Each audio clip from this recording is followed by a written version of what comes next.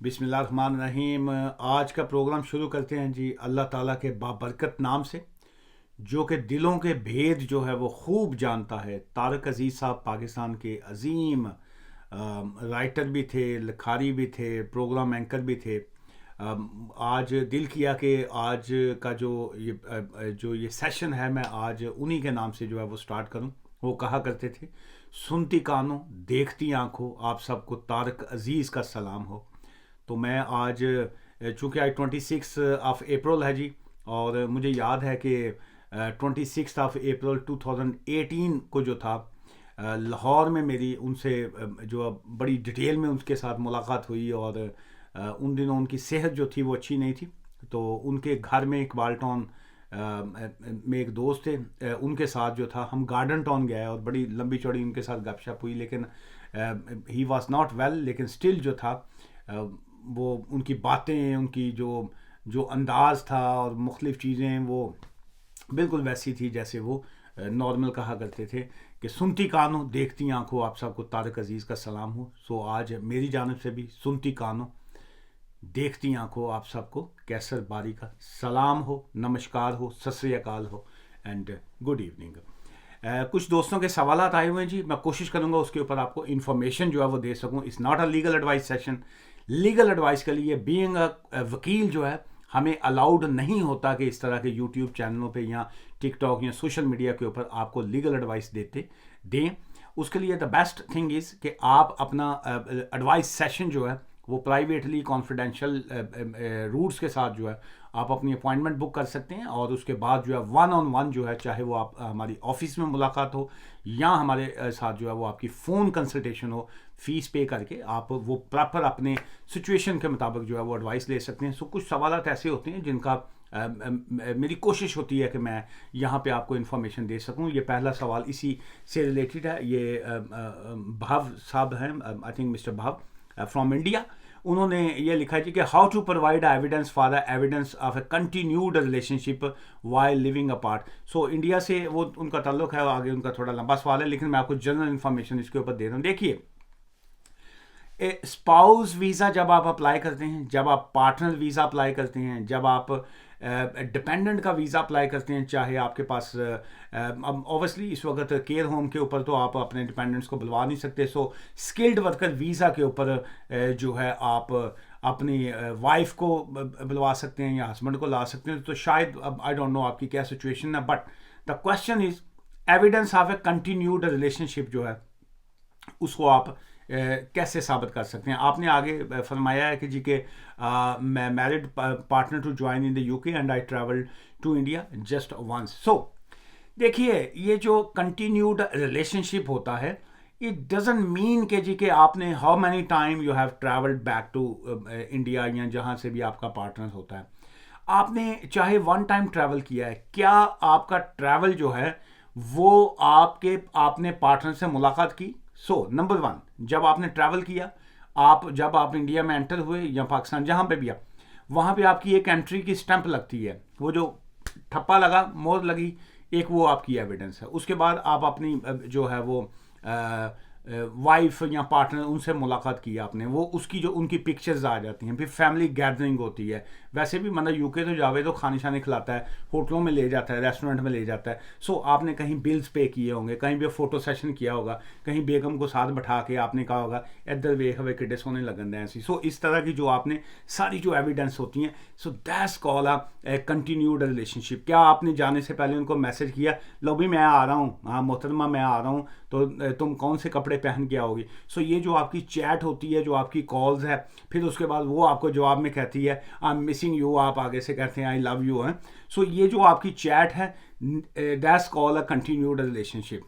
फिर उसके बाद आपने ट्रैवल किया, वन टाइम किया, आपकी पिक्चर्स आ गई, फिर आपने कहीं पे होटल में खाना खाया। So that's call a continued relationship evidence, जो आपने देनी होती है। और उसकी बेस के ऊपर जो है वो मैरिज पार्टनर हो, आपका स्पाउस वीज़ा हो, जो भी आपका हो, वो आपको जो ये एविडेंस जो है ये बिल्कुल काउंटेबल होती हैं जी। Sir, I have a question. When I return to UK within 2 years' time, how long should I stay? In the UK before I leave again. So देखिए, मुझे नहीं पता आपका कौन सा जो है वो वीज़ा है, किस हवाले से आपने बात की है सत्या जी। सो उसमें मेन ये है कि अगर आपके पास आप ILR की बात कर रहे हैं, सो देन आपको 2 ईयर्स के अंदर अंदर जो है वापस यूके में आना आपके लिए लाजमी है। आप 2 साल के अंदर वापस आइए, उसके बाद आप यूके में रहिए, चाहे इतने एक नाइट जड़ा वो गुजार के फिर आप वापस चले जाएँ, भावें अगले दिन जड़ा ना जी यहाँ पे 2 दिन रहे हैं, वापस चले जाएँ और फिर वहाँ पे आप 2 साल। सो टेक्निकली तौर पे आप मोर देन 2 ईयर्स जो है ILR के केस में आप बाहर नहीं रह सकते हैं, अनटिल अनलेस आपके कोई स्पेशल किस्म के कोई सर्कमस्टांसिस है, so then the case is different. चलिए, बहुत शुक्रिया, ये अमान जी ने लिखा जी, वेरी इंफॉर्मेटिव वीडियोस आपकी होती हैं, बहुत शुक्रिया आपका। सर, क्या 1 ईयर वीज़ा पर आने के बाद पाकिस्तानी फैमिली को असाइलम मिल सकता है? और ये क्या जी, आगे क्या लिखा है, और 1 ईयर वीज़ा पर फैमिली को साथ लाना सेफ होगा? ये क्या जी कि वीज़ा स्पॉन्सर को प्लीज़ ज़रूर आंसर दीजिएगा। देखिए, नंबर 1 तो ये बड़ा आपका गैर कानूनी सवाल है, बड़ा इलीगल सवाल है, नंबर 1। नंबर 2, अगर आपने इस तरह के सवालात, मैं तो बड़ा ओपन सा बंदा हूँ, बड़ा खुल के बात करता हूँ, सो मे बी आपने किसी ऐसे चैनल पे छोड़ा होता है या ऐसे जगह पे छोड़ा होता है, सो उसमें आपको कोई बंदा मिसगाइड कर देते हैं, तो आपकी लाइफ जो है वो स्पॉइल हो सकती है। फोटो तुसी किसी शाहरुख खान की लाई।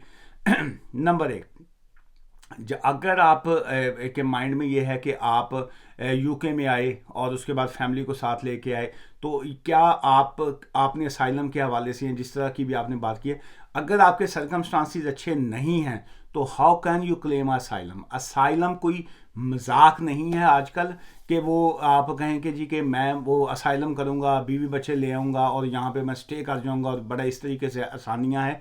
जो लोग इस वक्त ऑलरेडी यूके में रहते हैं, अगर आपके कोई रिश्तेदार, बहन भाई, दोस्त यार रहते हैं और वो आपके सके हैं, आपके साथ वो ईमानदार हैं, तो आप उनसे भी पूछेंगे तो वो भी आपको यही कहेंगे कि अब वो वाली सिचुएशन नहीं है कि आप अपना ख़ानदान या फैमिली बच्चे लेके यहाँ पे आ जाएं और आप असाइलम करेंगे और आप कहेंगे आपका असाइलम एक्सेप्ट भी हो जाए, आपको यहाँ से घर भी मिल जाए और उसके बाद आपको पैसे वैसे भी मिल जाएं, फिर तुसी जड़ा ना जी के पौंडा दे विच खेडो। सो ये सुहाने ख्वाब जो हैं, ये जो लोग आपको दिखा रहे हैं या कोई बाकी इस तरह की चीज़ें देख रहे हैं आप, सो इसलिए मत ऐसे मत किया करें आप लोग, इसमें आपको नुकसान ही होगा। सो मुझे अब बाकी आपकी सिचुएशन का पता नहीं है।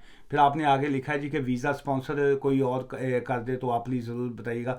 मुझे आपकी सिचुएशन का ही नहीं पता कि क्या है। वीज़ा कोई भी स्पॉन्सर करे, अगर आपको कोई कंपनी स्पॉन्सर कर रही है, आप उनके वर्क वीज़े पे आ रहे हैं, ईमानदारी से जेन्युइन वीज़े पे आइए, अदरवाइज़ आप नुकसान उठाएंगे।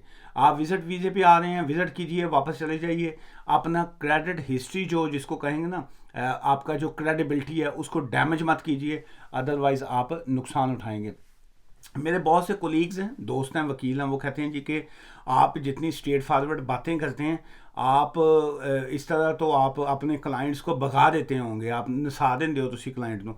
आप क्लाइंट को हौसला दिया करें आप, ताकि वो क्लाइंट आपको बिजनेस दे। भाई मुझे बिजनेस इस तरह का चाहिए नहीं जिसमें आप अपने पाओ गोश्त के लिए जो है अगले का जड़ा ऊँट ज़िबा करवा दो। सो मुझे इस तरह का बिजनेस चाहिए नहीं। मैं स्ट्रेट फॉरवर्ड सा सीधा सा बंदा हूँ, एडा सीधा तो नहीं है, जलेबी वांगू सीधा वहाँ, लेकिन मैं अपने काम से कम मैं ईमानदारी करता हूँ। सो वो वैसे तो आजकल ज़माना खैर वैसा है नहीं, वो आप कहते हैं जी आप नेकी करेंगे तो आगे से भी नेकी मिलेगी, लेकिन आजकल दुनिया बदल चुकी है। आप नेकी करेंगे, नेकी नून ये काफ छोटी है, नेकी नहीं होता, उर्दू वाले पढ़ने वाले लोगों को पता चले, लेकिन जो आपको जवाबन आगे से मिलेगा वो भी नेकी ही मिलेगी, लेकिन उसका नून हटा होगा। नून हटा देंगे तो जो बाकी बचता है वो आपको जवाबन मिलता है। आजकल का तो खैर ज़माना यही है। अब आप समझदार हैं, आपको समझ तो आ गई होगी कि नेकी में से अगर नून हटा दिया जाए तो क्या बचता है। सा चढ़ गया। अच्छा जी, ये किसी ने कहा जी कि कोई ये बताएगा जिसको स्पॉन्सर मिल गया हो उसको घंटे क्या है, क्या वीज़ा मिल जाएगा? अब कोई क्या बताएगा? आप मेरे चैनल के ऊपर सवाल करेंगे तो उसका जवाब मैं ही दूंगा। कोई और कोई यूट्यूब का आम चैनल तो है नहीं कि वहाँ पे कोई भी लोग कमेंट्स करेंगे। अब आपका सवाल जो है उसके मुताबिक आपको एक्चुअली लीगल एडवाइस की ज़रूरत है। चूँकि जो किसी ने अगर आपको ये बताया है कि आपको स्पॉन्सर मिल जाए, आपको वीज़ा मिल जाए, घंटे मिलें या ना मिलें, आपका आगे वीज़ा एक्सटेंड हो जाएगा, so that's a wrong information, आपको नुकसान होगा जी। सर, अगर हमारा असाइलम अप्रूव हो जाए तब भी रवांडा भेजा जाएगा? क्यों जी? अगर थोड़ा असाइलम कबूल हो जाता है, सो अगर वो कहते हैं ना जी कि कबूल है, अगर आपको कबूल हो गया तो फिर तो आपको बेगम मिलेगी ना जी, और फिर उसके बाद आप बेगम मिलेगी, फिर आपको हनीमून का टाइम मिलेगा, तो उसके बाद साल बाद आपको यहाँ जित जित जित 9 महीने बाद या 10 महीने बाद या साल बाद आपको बेबी मिलेगा, तो फिर रवांडा आपको क्यों मिलेगा?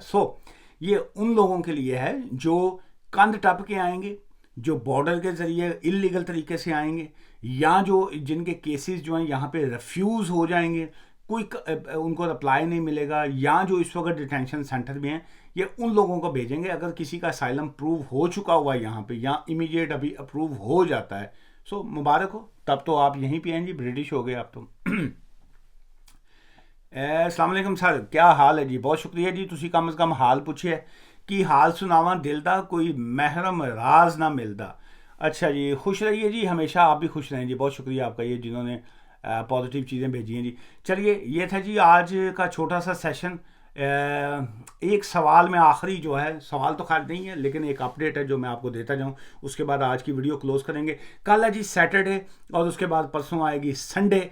2 दिन जो है मैं आपके साथ ही होऊंगा, और मैं कोशिश करूंगा इन दोनों दिनों में से एक दिन, जब भी मेरा मूड बना, मैं आपके साथ लाइव सेशन भी करूंगा, फिर आपकी लाइव कॉल्स भी लेंगे, वहाँ पे जो भी आपसे गपशप होगी वो भी होगी।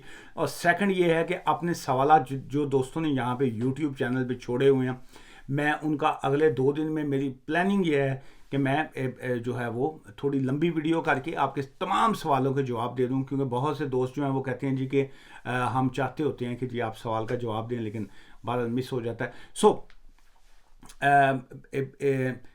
हमारे एक क्लाइंट ही थे, उनका हमने एप्लीकेशन फ़ाइल की हुई थी, चूँकि प्राइवेसी है, कॉन्फिडेंशियल होता है सारे मामला, किसी का हम जिक्र नहीं कर सकते होते हैं यहाँ पे, लेकिन चूँकि मैं यहाँ पे, मेरी कोशिश ये होती है कि मैं आपको अवेयरनेस दे सकूं ताकि आप आगे से अपने आप को बचा सकें, अपने आप को सेफ रख सकें। उनकी स्किल्ड वर्कर वीज़ा की एप्लीकेशन पेंडिंग थी, पिछले कोई फ्यू मंथ से, 3-4 महीने से पेंडिंग थी, जो हमारे लिए भी काफ़ी ज़्यादा जो हेडिक था कि जी के 4 महीने से प्रायोरिटी के ऊपर हमने केस डाला हुआ है, तो जवाब क्यों नहीं आ रहा। फिर वो क्लाइंट्स को भी ऑब्वियसली टेंशन होती है, क्लाइंट से ज़्यादा क्लाइंट अक्सर मुझसे पूछते हैं कि जी हमारे केस का क्या बना जी, साडा की बनेगा, केस का कब आएगा, रिप्लाई क्या आएगा।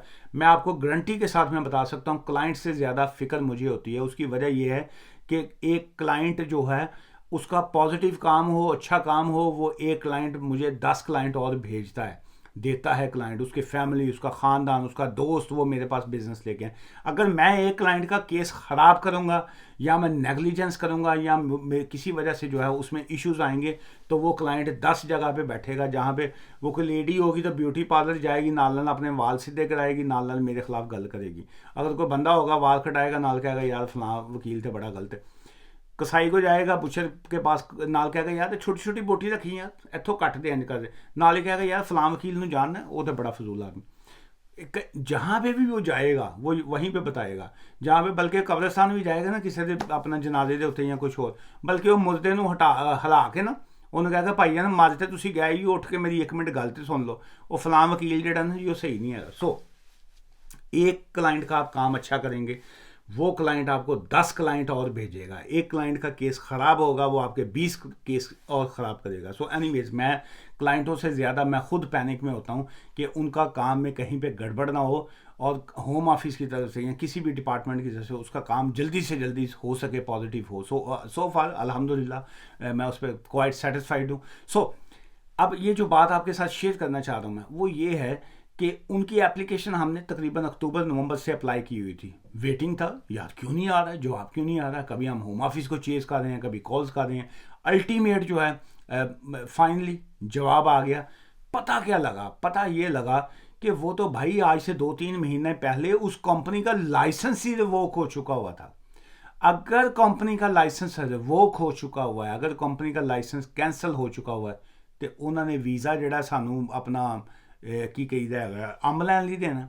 वो हमारे हाथ में क्या आएगा? हमारे हाथ में तो बाबा जी का ठुल्लू आएगा ना फिर। तो इसलिए ये है कि बहुत सी कंपनियों के, या जहाँ पे नंबर एक, जहाँ पे आप काम कर रहे हैं जहन में रखिए, उनका पता करते रहिए कि क्या आप वाकई काम कर रहे हैं कि नहीं कर रहे। अब आपको समझ तो आ गई होगी, क्योंकि बहुत से लोग तो काम कर ही नहीं रहे, क्योंकि उन्होंने तो वीज़ा लिया होता है। और क्या आपकी कंपनी जिंदा भी है, या वो इन्ना लिल्ला अलह राजिउन हो गई। अगर तो वो कंपनी इन्ना लिल्ला हो गई, वो भगवान के पास पहुंच गई, तो फिर आप जहन में रखिए कि आपका प्रोग्राम भी बढ़ गया। सो आपने जहन में ये रखना है कि कंपनी जो है वो अलाइव है, कंपनी जिंदा है, कंपनी काम कर रही है, तो आपका भी है। सेम ऐसे ही जब आपने स्किल्ड वर्कर वीज़ा अप्लाई किया, ये एक नहीं, ये पिछले 2-3 दिनों से हादसा हुए हैं, बल्कि 2-3 दिन पहले भी मैंने एक क्लाइंट की एक एप्लीकेशन की स्किल्ड वर्कर वीज़ा की। जिस दिन एप्लीकेशन करके आए हैं 2 दिन उस फीस भी पे हो गई, सारा कुछ चला गया।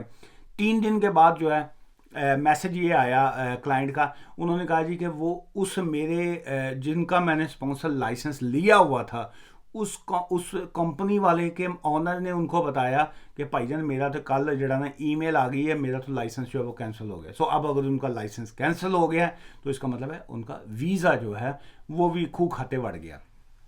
इसलिए एजेंटों को पैसे दे के, ये कंपनियों को जो आप पैसे दे के 15,000 20,000 20,000 दे के वीज़ा खरीद रहे हैं, खुदा के लिए आप मत खरीदिए।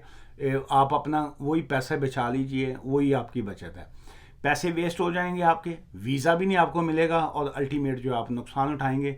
वकीलों का कुछ नहीं जाएगा, वकीलों ने आपसे फ़ीस लेनी है, उन्होंने अपना काम कर लेना है। सो आज की इस वीडियो से मुझे इजाज़त दीजिए इसी बात के साथ कि ऊपर वाला जो है वो हमें रिज़्क़ हलाल कमाने की भी तौफीक दे, और हमें 2 नंबर कामों से, और ये जो बगैरती की लाइफ है, या ये जो इस तरह के गलत काम होते हैं, उससे भी हमें बचा के रखे। दुआ में याद रखिएगा। Take care, bye for now.